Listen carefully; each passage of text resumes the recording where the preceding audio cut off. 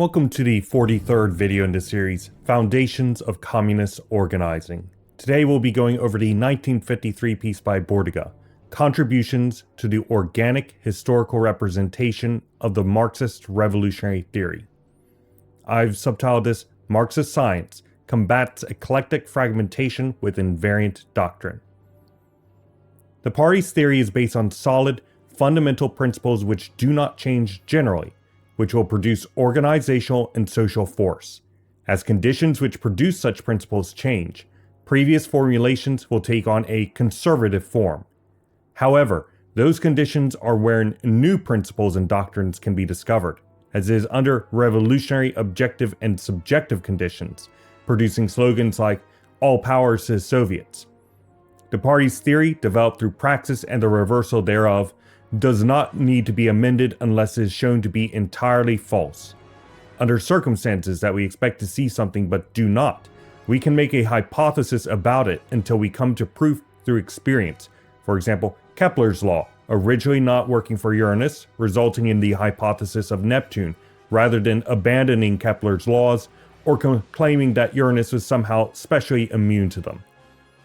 In this vein, those trying to claim that a theory applies in one area but not another, for example, quote-unquote, patriotic socialists, I also said patriarchal, but same thing and more or less, are more a threat to those than those that reject class struggle altogether, as they are pseudoscientists who harm the development of theory and the understanding of the proletariat of their current conditions, just the same as those quote-unquote religious scientists who use pseudoscience to try and rescue their religion, creating distrust in science.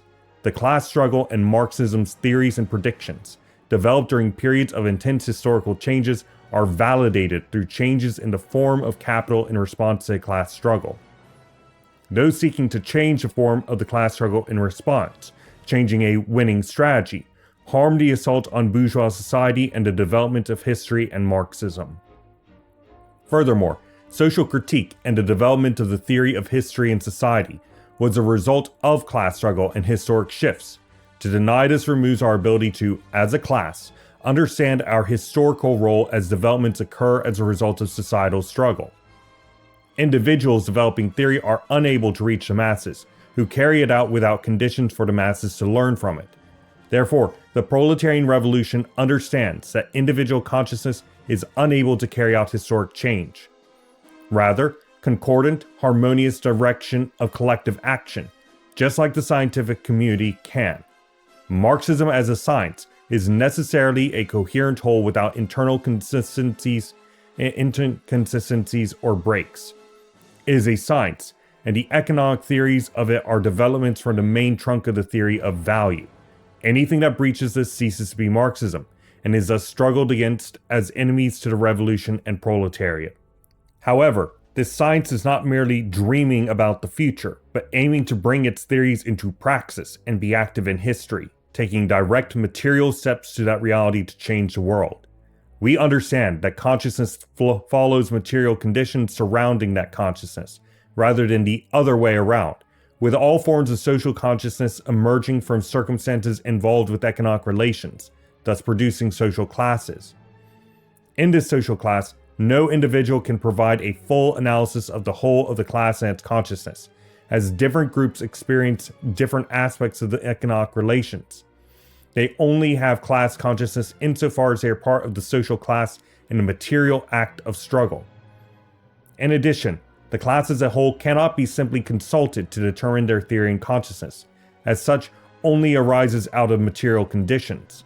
Thus, the need for the political class party to truly develop theory and consciousness as an active historic agent capable of understanding the whole of class consciousness of the proletariat. The class itself is a historical position in the class struggle for a new form of production, seeking to negate the old and in turn producing the conditions to negate itself. It is constantly altering in time and space, a product of a general process within any given mode of production.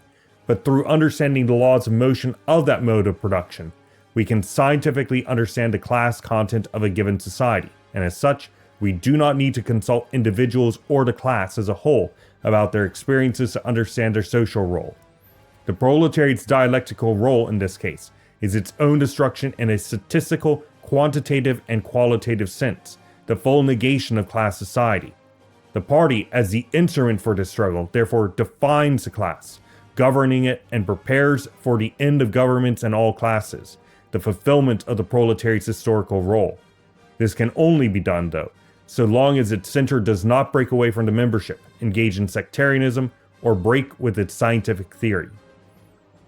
Under conditions where class struggle cannot develop through the party, the revolutionary offensive is impossible, and thus the ability to develop new theory is stymied. The party should keep the communist goals and demands steady and consistent, without changing principles at the whim of changing conditions, an opportunistic attempt at taking advantage of unexpected factors. Doing such will harm the ability of the party to act as general staff.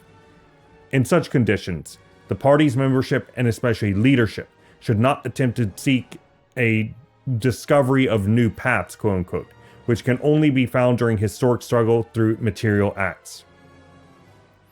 As an example of maintaining principles while developing the party for current conditions, the text presents some additions to the communist planks presented by Marx in the Communist Manifesto, for nations in the Imperial core in particular, specifying that as conditions change, these too will change.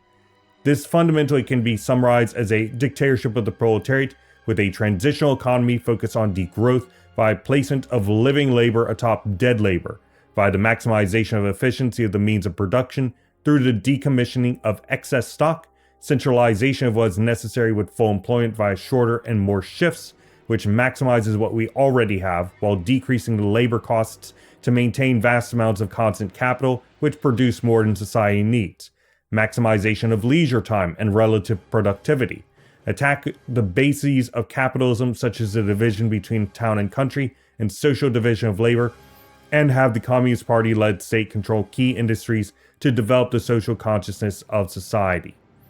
So what it lists, and this is my summary and translation because I feel like some of these were not particularly clear. I hope that my own translations here are a bit more legible than their own expressions. So first, liquidate capital investments in production of more productive forces. Assign less total production to instrumental and non-consumable goods. That is to say, focus more on producing consumer goods and less on speed of development of productive forces, because capitalist society at this point within the imperialist nations has already got incredibly well-developed productive forces that have reduced the time it takes to produce for society so much that we're at the point where effectively modern industrialized capitalist societies outside like China, right? The vast majority of our production is in finance, gambling, and rentier parasitism, right? So there's very little actual real production that goes on. Production is highly centralized. And that's not to say that small petty bourgeois production is non-existent. It's just not particularly noticeable once you get right down to it. 2. Maximize wages as a cost of production for as long as wages are used. As Marx showed in his response to Lassalle's iron law of wages, this will not accompany an increase in prices of goods. 3. Drastically reduce the length of the working day and have full employment, while liquidating jobs that are determined to be antisocial. And antisocial in this case would include, for example, finance sector jobs like banking, insurance, and stock trading, real estate speculation, and landlordism, obviously, advertising and market manipulation, for sure, corporate lawyers, whose whole deal is maintaining property relations, private security, protecting bourgeois property. That's not a problem anymore. We will instead have worker organizations going out and carrying out self-defense. Management position, supervising worker exploitation. For the most part, this can be done away with. We're not going to have that sort of bureaucracy anymore within the workplace. Instead, the workers will govern themselves for the most part, and the managers will essentially have to go to the workers with the carrot in order to get them to carry out their activities. Then we've got debt collectors, military industrial complex stuff. That's gone. Goodbye. And think about how much that frees up right there, all by itself. Bureaucratic positions, maintaining class hierarchy, that's no longer necessary. The entirety of the state, as we talked about in the dictatorship of the proletariat, becomes eminently more cheap. Corporate HR, maintaining labor discipline, bunch of other stuff of that nature. Continuing, 4. Seek degrowth and abolish forms of activities which propagate reactionary psychology, for example, police, various kinds of social media work centering around propagating right-wing views, bourgeois economist positions, so on and so forth. 5. Forcefully combine businesses, their workforces, and means of production with intent to allow for this maximization of efficiency to use of means of production. 6. Institution of a universal basic income. In capitalism, this is a poor idea because it effectively takes the place of all struggle and becomes the focal point of economic work. There's a reason why Friedman and other NCAP libertarians and the like support a universal basic income, because it allows the workplaces to pay the absolute minimum while the proletariat ends up focusing on the government giving out more of a dole. 7. Combat the division between town and country by prohibiting the creation of suburbs so as to force development of the countryside and develop public transportation. 8. Abolish careers and qualifications so as to reduce the division of labor. To be clear here, when we're talking about abolishment of careers and qualifications, we're not talking about, oh, anybody off the street can come up and become a surgeon. That's not what we're saying at all. Rather, instead, it is a form of demonstration of expertise through decommodified training, and expertise being validated socially and directly, rather than some bureaucrat from the state making determinations about how many surgeons there can exist, which is a thing. There's a limited number of doctors that are actually supported by the state. Anybody who wants to be beyond that is not going to be able to enter into that career. The next part are the necessities of labor rotation to prevent guild-like monopolies, more or less. Surgeons need to be, or people who have training in surgery need to be going out and doing things like training others. Cuba's system is actually a pretty good example of this sort of thing in practice. If anybody is interested in going through and looking into its own Medicina Comunitaria, I believe that's what it's called, and the systems that it utilizes to have, quite frankly, one of the best medical systems in the entire world for its cost. Alright, continuing. 9. Bring all forms of information dissemination at all levels under the direction of the communist state. These developed planks recognize the new focus in the global north's bourgeoisie, the maximization of relative surplus value extraction. Due to the continual increase in the productivity of labor without an accompanying increase of wages in the global north, there's room to struggle socioeconomically there by aiming to further reduce the length of the working day.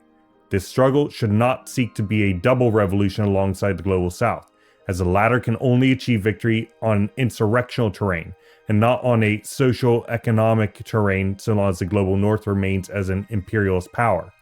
Rather, the global north can achieve victory on both terms and immediacy, obtain full socialist development, thus allowing the global south to start socialist development. For the victory of the global south, the global north's proletariat must disrupt capital. The victory of the proletariat in the global north rests on the Communist Party's ability to call for living labor to dominate over dead labor, stop overproduction, and instead increase the conditions of living labor through the reduction of the length of the working day. This, however, should not be done through bourgeois democracy, which only supports the capitalist system. Popular and progressive objectives are not of interest to the working class's class interests in terms of objectives. When those progressive demands, for example, the liberation of LGBTQ+ peoples, are posed, it is brought into the movement insofar as they align to the class struggle. The agitation on the basis of reducing working time, increasing leisure, and increasing access to consumer goods all at the same time can create subjective conditions for struggle in the global north if handled correctly. And that is my summary of Bourdieu's contributions to the organic historical representation of the Marxist revolutionary theory. As usual, if you would like to go over the quotations I derived this summary from, including the original writing for these new planks of communism that has things to be carried out during the period of the dictatorship of the proletariat, feel free to go into the description below and you'll find a link to this Google document and also a link to United Marxist Pact Discord server if you want to talk about this or anything else related to the series or any of the others. We would love to have you. Tomorrow we will be going over the 1957 piece by Bourdieu, The Fundamentals of Revolutionary Communism. Thank you for joining me for today's reading session, and I hope to see you tomorrow.